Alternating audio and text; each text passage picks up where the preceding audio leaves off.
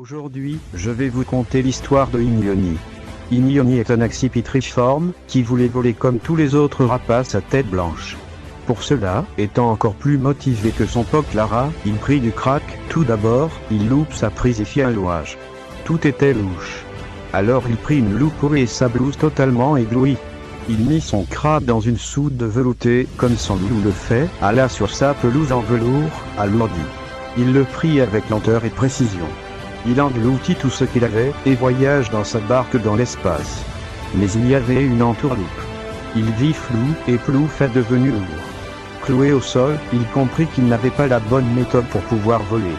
Alors décida de changer de méthode, et demanda au roi un conseil qui lui dit « Moi, je suis au-dessus de tout, je n'ai pas besoin de voler. » Alors d'un mauvais poil, il prit une noix noire, et tout plein de joie, il boit le lait et écrasa la carcasse sur sa tête.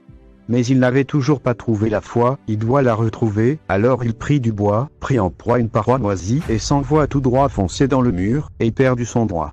Il était comme une poire, alors rentra boire du jus de poisson au poivre dans son noir en ivoire. Quel fumoir!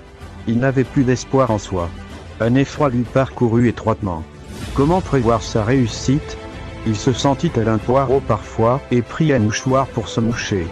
Mais il regarda son bras crabe et comprit. Il mangea un crabe puis un cobra brave. Il cracha car ça avait le goût de carapace brassée, alors il prit son uniforme d'amiral, tel une crapule, et se dit courage. Il entendit la chorale qui chantait des charades. Alors il prit un caramel, son cadran et quitta ses baraques. Devant les gardes, il dit un baratin à trait et ancra dans la place, monta sur un crapaud géant, sautilla, de toit en toit, et arriva sur la caravane de son camarade, sur la céramique du bâtiment le plus haut qui touchait les nuages dans le ciel. Il braqua ses mains devant, enleva son bracelet et se prépara à plonger. Et plongea la tête en première, plus rien ne pouvait lui faire barrage. Il va de toute allure vers le sol, de plus en plus rapidement. Il se contracta. Il n'arriva pas à voler.